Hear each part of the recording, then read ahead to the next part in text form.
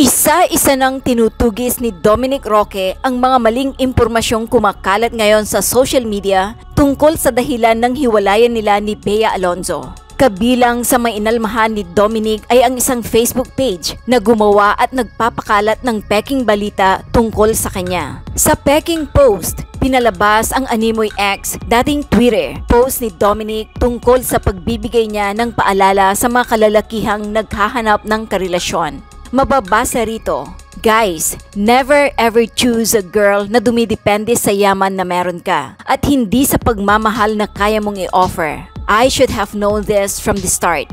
Lesson learned." Mabilis itong pinabulaanan ng actor. Anya, hindi sa kanya galing ang nasabing pahayag at wala siyang ganitong pahayag na ipinupost sa kanyang ex account. Saad niya sa caption ng kanyang Facebook post nitong Miyerkules, February 21, 2024. Published as is. Philippines #1 page. Fake news. Crossmark emojis. Hindi ito ang unang pagkakataong pinabulaanan ni Dominic ang makumakalat na espekulasyon matapos nilang isapubliko ang hiwalayan nila ni Bea. Noong February 6 nang magwakas ang relasyon ng dalawa o halos 7 buwan matapos mag-propose si Dominic kay Bea. Simula nito, marami nang nagsusulputang hindi beripikadong impormasyon sa dahilan ng kanilang breakup. Hanggang noong February 20, naglabas ng official statement si Dominic kaugnay ng mga aligasyong ibinabato sa kanya. Kabilang narito ang pahiwatig na may ugnayan si Dominic sa kapwa lalaki, particular na sa mga politicians. Samantala, kasunod ng paglabas ni Dominic ng statement ay nagsalita na rin sina Bullet at Bong para linisin ang kanilang mga pangalan sa pagkakadawit sa kontrobersiyang kinakaharap ngayon ni Dominic. Ito kasi yung mga araw, viral po sa social media at sa mga vlogs, itong at pagkakadawit ng mga pangalan ninyo dito sa hiwalayan Dominic Roque at Bea Alonzo. Ano ba nakilala si Dominic Roque? Nag-umpisa yan sa pagmumotor. Nagkakarera kami sa Clark. From there, naging good friends kami. We started doing businesses. Nagtutulungan kami. Kaya nakakapagtaka na umabot sa ganito na even ang genders namin ang pinagkakaguluhan na ngayon ng marami at nagtatanong kung talagang lalaki ba talaga kami. No? So, nakakatawa lang yung issue. Actually, pinagtatawanan lang namin. But it's a good time also to clarify things. Yung totoo lang, yung gusto natin i-clarify para malaman din. Tama sinabi ni Mayor Bullet, matagal na kaming magbabarkada. Kagaya yung sinabi na, started with similar passions for riding motorcycles, cars, at pare-pareho eh. Basta saya kaming magkakasama. In fact, yung passion na yan led to the formation of a group, yung tinatawag namin Euro Monkeys, which is a group that were Mayor Bullet, myself, si Dominic, si Dingdong Dantes, si Richard Gutierrez, si Matienza, Doc Yapi, sila Emil Bano. We both share similar taste, similar passions. Lagi kaming magkakasama. Alam mo, sa barkadahan, diyan din kayo magtutulungan eh. And siguro itong issue kung saan nadama yung pangalan ni Mayor Bullet at pangalan ko eh dahil sa pagnanais namin na matulungan yung mga kaibigan namin. All of you guys have a love for riding bikes. Ngayon, umiikot kayo ng buong Pilipinas. Actually, kanina lang, galing kaming Tagaytay eh. Yun talaga yung hobby namin. So, every once in a while, when I have time, pag nasa Manila ako, on the weekends, kung nag-iimbita si Kongbong and friends, we all find time to spend time together, nagmamotor. So, talagang close kayo as friends? Yeah, very close kami. Kaya nga kami nagugulat, kami ni Bullet, dahil yung mga nang-iintriga naman, obviously, nang-iintriga lang para, siguro, ewan ko, para dumami yung viewers nila or whatever. Kasi ang dami nilang mga pinopost na picture, pero simpleng-simple lang naman na kung titingnan nila yung social media page ni Mayor Bullet o yung page ko, makikita nila na since mga decade ago, magkakabarkada na kami. Ang pagkakaibigan namin is nothing new. May tawag ba sa grupo nyo? Euro Monkeys. Euro Monkeys. So, pag-usap, gano'ng kalaki? Konti lang kami. 17? 16, 17. So, medyo close knit din. Yeah. To help each other, business, others. Tulungan. Himayin natin yung issue kasi mga kumakalat kay Mayor Bullet na sinasabi dun sa mga vlogs na parang Pangit naman. Pangit naman pakinggan, sugar daddy. Dominic Roque, tsaka natatawa tuloy yun. Yun nga, sugar daddy na binahay mo raw siya sa isang kondo na mamahaling kondo. Okay, clarify ko lang, no? Oo nga, Daddy Bullet. Daddy na. Bakla na ako, matanda pa. Ano ba naman yan? Yung condo, no, totoo, akin talaga yun. Pre-selling pa nga, nakuha ko yan. Dalawa yan eh. During that time, ginawa ko siyang Airbnb, but because of the pandemic, pinagbawalan kami i-open for Airbnb. Siyempre, as a friend, barkada, si Dom asked me if I wanted to have it rented. Hindi ko naman ginagamit kasi I stay in the Sun City now and I live in Alabang. Siyempre, ipaparent natin sa barkada natin for a good price. And natawa lang ako kung bakit tumalon yung issue from business to binahay na eh. Una-una, itong mga nagkakala that are claiming that they are mga batikang journalists, sana naman ingat-ingat din kasi they have a responsibility to the people na dapat fact-finding. Hindi yung nalaman nila na nasa pangalan ko yung condo, sugar daddy na ako bigla. Hindi ba pwedeng nirent? Hindi ba pwedeng binibenta? Tumalon ka agad eh. Ang problema doon, sinakyan eh. Ginagaslight nila yung issue eh. And daawa rin kami kay Dom kasi syempre, affected na nga yung tao sa breakup, ililink pa kami sa kanya. Kami, pinagtatawanan lang talaga namin but some point, kailangan talaga tumigil and I think these people have to be reprimanded. May batas tayo. Pero magkano ang upahan dito sa... Unit like mine, 100 plus. Oh, back then Pero ang usapan namin ni Dom, 50% lang, provided na aayusin niya. So inayos niya lahat. Yung pinakita niya sa video, totoo yun. Inayos niya from the ground up. Sabi ko, sige, wala akong gagawin Kasi sira-sira na rin siya Tumutuklap na yung sahig, pinatiles na niya. Sabi ko, sige bro, ayusin mo. At least wala na akong gastos. At the same time, kumikita pa ako konti. He was already staying there for almost 3 years Matagal na rin Sinakyan pa nila. At least, sana naman, mas mataas na yung renta ngayon pagkatapos sa buwanan ni Dom yung unit, no? Just para lang maklarify, no? May proof ka ba na talagang binabayaran nito? Oo naman, pinadala ko sa yung text Inaano ko nga siya pare, bayaran mo na yung utang ko. And I'd wait for a couple months before he'd make the deposits Okay lang, sige lang. No problem, di naman ako nagmamadali. Importante, the place is being rented and hindi siya nasisira. In case wala namang gumamit, pinahiram mo lang sa kaibigan, di ba? Hindi, pinapabayad ko sa kanya, hindi pinahiram. Hindi ko na siya binahay Clarify lang Baka kasi, nowadays sensitive na ako sa mga usapang ganyan Sa'yo naman, iba naman ba to sa issue? Alam naman natin na ambassador si Dominic Roque sa mga clean fuel gasoline stations mo. Ngayon naman, sinasabi na binigyan mo raw siya ng gasolinahan. Kagaya ng sinabi ni Bullet, it's very easy naman to find the truth Kung talagang itong mga batikang reporters, journalists, kung gusto nila malaman kung ano ito madaling malaman naman Pero syempre, kung ang purpose is yung pang-iintriga, then it doesn't matter kung ano yung totoo. Si Dom, from being a friend, mahilig sa motor, nangangarera yan Parang si Mayor Bullet, nangangarera ng motorsiklo yan dati Because mahilig rin sa motorsports. Ang kumpanya ko, yung Clean Fuel, nung nagkaroon kami ng team, yung Formula V, yun yung predecessor ng ng Vios Cup. So, nung nagkaroon ng Formula V, I decided to get a team doon sa karera na yan. Kinailangan ko ng celebrity driver. Kasi yung niyan, meron kaming professional driver, tapos nung kumuha din kami ng celebrity driver. Siyempre, sino pa ba yung kukunin ko? Di kukunin ko na yung kaibigan ko to drive for us. So, doon si Dominic yung naging celebrity driver. And then from there on, dahil alam mo, mabait si Dom, ginawa ko na rin siyang brand ambassador na Clean Fuel. So, kung talagang magre-research lang, makikita nila na as early as 5 years ago, talagang brand ambassador na si Dominic. Ang nakakagulat nga, yung pinost pa nilang picture, yung contract signing namin ni Dom na kinukuha siyang endorser. Pero wala naman din katotohanan na binigyan siya ng gasolina. He's present doon sa yung contract signing between myself as president of Clean Fuel and him as yung aming brand ambassador. Tapos doon, may mga picture na nasa sa ribbon cutting siya because that's part of his responsibility as brand ambassador of Clean Fuel to attend yung mga ribbon cutting na Clean Fuel. Kaya ako nung una natatawa, I was taking it lightly. In fact, sabi ko nga sa kaibigan ko, uy, okay to nakakakuha ng libreng advertisement ng Clean Fuel. Oo. Tsaka dumami yung followers ko. Oo. Tinignan ko rin yung followers ni Mayor Bullet. Nakita kong pasikat na siya ngayon. So siguro pagka natapos yung kontrata ni Dom, si Bullet naman ang endorser dahil sikat na rin Pero in fairness, effective Kasi gano'ng karami na ang Clean Fuel gasoline stations mo? Well, nasa kami, around 156 stations. Servicing all over the Philippines? Yes. Purely in Luzon, soon in Mindanao. Kaya nagpapasalamat ako sa lahat ng mga motorista na nandyan sa patuloy na pagtangkilik sa Clean Fuel. And kagaya ng sinabi ko, punta ako sa Mindanao, ang aking endorser doon, si Mayor Bullet Alusos. Yun Hindi ko tuloy Sabi ko yun, Pero alam mo, kidding aside, syempre, you don't live in a bubble.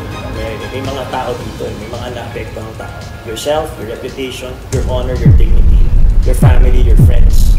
the relatives? I mean, for you, Mayor. Ako, dinadaan ko lang sa biro talaga eh. Ako, pinatatawanan ko lang. Pero at one point, like I said, kailangan mo talaga explain eh. Alam mo, first time last week, nag-attend ako ng flag racing namin. Imagine, flag racing, nandun lahat, PNP, nandun lahat ng mga department heads ko. Doon, kinlarify ko pa eh. Pero as a biro. Tapos ang binilo ko nga doon, medyo na-late lang ako ngayon kasi nagbibihis ako and then on the way to the City Hall, napansin ko, nakapink ako. So parang ang hirap tuloy sabihin eh. Sabi ko, napakahirap ngayon ngayong panahon na kailangan ko magbantay sa mga sutsot ko, sa mga sinasabi ko, kasi baka isipin nila eh. So I had to clarify. Not for anything, but syempre may anak din ako eh. Ayoko rin na nadadamay siya. Nagtatanong siya, tinatanong siya ng mga classmate niya kung totoo. Although, she's also taking it lightly, but we don't know eh. Kasi she's only 12 years old eh. So we don't understand kung talagang anong iniisip ng bata eh. So talagang clarify namin. Yeah, ako nararamdaman namin. Kasi reputasyon mo to. Hindi lang naman sa'yo. You built your reputation for decades. In public service and in business. Naging congressman ako for 9 years. Nag-board member ako and ngayon mayor ako ng Dapitan. Also our responsibility para explain sa mga Dapitanons itong issue na to na hindi totoo. Dahil baka nga may maniwala. Sabi ko kay Bong, sabi ko, you know what, kung sa 20 million na nakapanood, nagka-interest dun sa issue ni Bea Dom na hiwalayan, siguro sa 18 million naniwala. Kasi hindi naman tayo kilala ng mga yun eh. Diba? Swerte na tayo kung may 2 million doon nakakilala natin. Baka nga, pati yung 2 million nakakilala natin, baka maniwala din eh. May nagduda. May duda eh.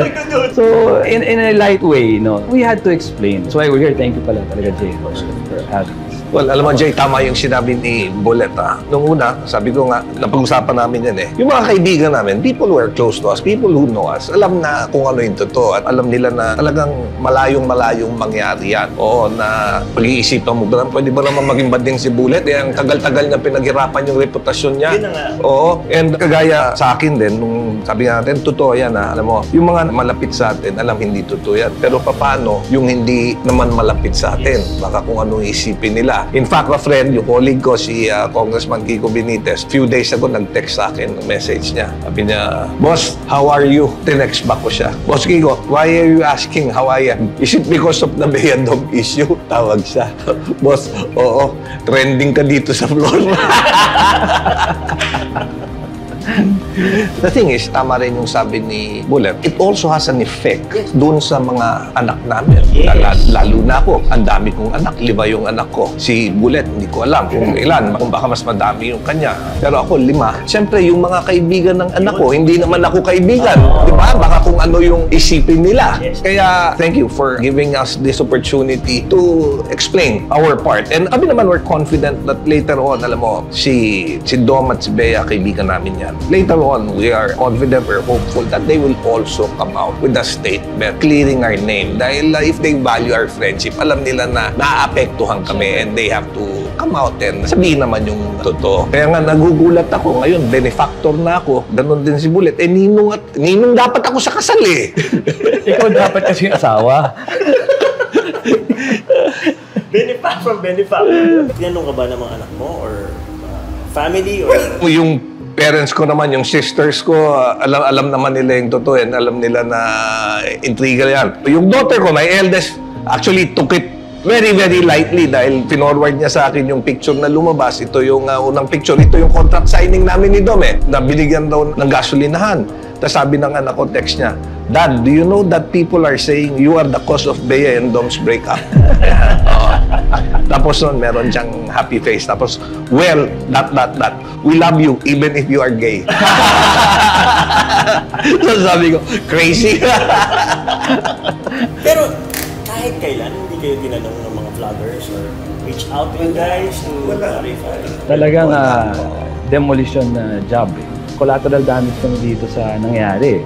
Eh buti kung maliit na bagay lang si Bea at si Dom. Every Filipino knows them.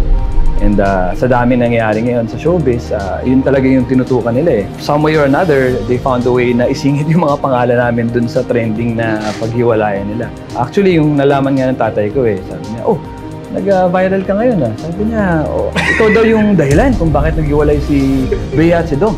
"Okay yan si Bea." Sabi ko, tumatawa naman ako. Okay nga din eh. Ayos nga rin yun eh. Sana kung totoo yun. Ang problema, si Dom yung inano sa akin eh. Tawa siya ng tawa. Sabi ko, grabe talaga itong issue na to. So, nakakatawa lang. But like I said, maganda na itigil na yun. And let's leave it at that. And then let's wait na lang kung anong pwedeng legal remedies natin dito. I agree with Bullet. Naaawa rin kami. As barkada ni Dom, naaawa kami. Alam mo, yung tao apektado doon sa breakup, they were together for 3 years. At alam naman namin na talagang mahal ni Dom si Bea. And vice versa. And kagaya ng sinabi ko, imagine, they were supposed to get married September. Masakit na nga yun yung hindi natuloy na inaasahan mo, kakasal na kayo. Tapos nun, gagawan ka pa ng kwento na pinalabas naman nila na sobrang walang kinikita si Dom na walang pera. Hindi naman siguro, hindi naman ganoon. Because we know, he has a media outfit, yung Blackpink, which does advertisement for marketing purposes. So, kawawa naman yung tao. Na kami rin, as friends, naaawa kami. Nag-uusap pa rin kayo? Oh, in fact, just last Saturday, birthday nung kaibigan namin, yung Arthur King, which is part of the Euro Monkeys. Nandun yung buong barkada namin na grupo namin, and si Dom was there. Kumusta siya? Malungkot because of the breakup, pero hindi naman totoo yung sinasabing nagkukulong raw sa kondo. He's bothered by the breakup and bothered by all these talks. Kasi, alam mo, kami naawa sa kanya kasi parang durug na durug siya dito. Yun nga. Parang dating gold digger, wala. Parang ganun yung lumalabas. Sugar daddy, yan yung mga lumalabas. Tsaka, affected siguro siya. I mean, kung kami nga affected in a little way, sa kanya, career niya yun eh. Nung lumabas nga kami, nakita kami sa birthday ng friend namin, tumatawa siya, gumagano'n, pero you can tell sa mata na medyo affected talaga yung tao. Kawawa rin talaga. Kumbaga, binugbog talaga. Walayan ka na magiging asawa mo, fiancé mo, eto pa ngayon ang... Bea Alonzo pa talaga, di ba? I mean, whatever it is, and I'm hoping lang, no, the people around the relationship, and I'm just saying, around Dom or around Bea, na sana bigyan nyo naman ng pagkakataon yung pagmamahalan nila, di ba? I think they both deserve it. And yung sa amin naman, ako, specifically, and si Bong, we will do everything we can also na ayusin din tong mga nangyayari. Para lang naman di rin maulit or mangyari sa iba yung mga ganitong mga fake news na pwede sirain ng isang pagkatao, isang reputation, ng public personality. I hope na because of this, magkakapangil na yung batas, and we will do, or I will do some legal actions against this. Tingin mo may nasa likod nito? The demolition job against the both of you, the demolition job against Dominic Roque? I don't think naman that meron dyan na gusto kong gumawa ng demolition job sa akin. In fact, isang vlogger lang yung naglabas nung akin eh. Tapos tinanggal na rin niya yung post na yon. Maraming sumakay eh. Si Bullet mas popular sa akin. So hindi ko alam kung merong gusto manira sa kanya. Minsan yung chismis mas pinaniniwalaan kaysa sa katotohanan eh. Dahil di ba kung the more sensational yung storya, mas madaming gustong makinig. At pagka napag-usapan na yon, ang daming gustong sumausaw. Di ba? So, ganun yung nangyayari. Now, with regards to your question, ako naman, I met Bea through Dom. Ganun din naman si Bullet, as we mentioned, dahil si Dom yung kabarkada namin. But I also became close to Bea because she would go to my house several times kasama ng family ko. They would have dinner with us. At kagaya ng sinabi ko, kukunin nga nila dapat akong ninong sa wedding nila eh. Oo, kaya nga ako, I'm confident na later on, siguro for the sake of that closeness and yung respect naman para sa amin, kaibigan niya, they should clarify this issue, come out and explain. Kung nakikinig sila ngayon, you have a message for Bea or Dominic? Nalulungkot kami doon sa nangyari. Alam ko kung gaano kamahal ni Dom si Bea, and I know rin na Bea ganun rin naman kay Dom. In fact, nangihinayang kami because they were together for 3 years. So, diba? 3 long years. But sadly, because of this breakup, siyempre, while affected silang dalawa, may mga tao na naapektuhan na hindi naman dapat, kagaya namin ni Bullet, di ba? And we hope na they come out to clear yung pagkadawit naman sa amin ni Bullet dito sa kanilang sitwasyon.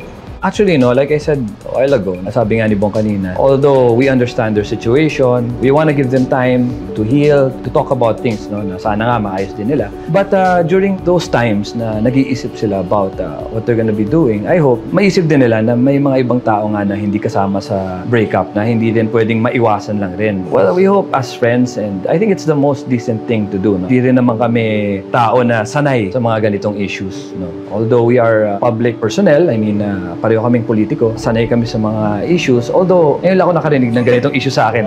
That's the reason why I hope, they find some time to work things out para lang it won't get worse. Something as simple and as natural as fights and breakup, naging totally different monster because nga may mga hinahalo na dito. I think it's just making it worse for everyone. Not only for them, but lumalala sa amin din. Like I said, malit na kurot, di naman masakit yan Pero pag kinukurot ka palagi, as in araw-araw for isang buwan na, masakit na rin Then that's the reason why we're here. Both agreed kami ni Bong, no, to say our side once and for all. And ito lang talaga yun, talking. So we're not doing this for public fame or anything, no. We don't need it. Ang amin lang talaga is sana hindi maapektuhan yung mga people around us also, no. For us to come out and to also say na kahit paano hindi talaga totoo yung mga nangyayari. So we just want to clarify that. There are remedies in our laws. Pwede nyo gawin para matigil na ito. Do you plan to file cyber libel against those who maligned you and destroyed your reputation?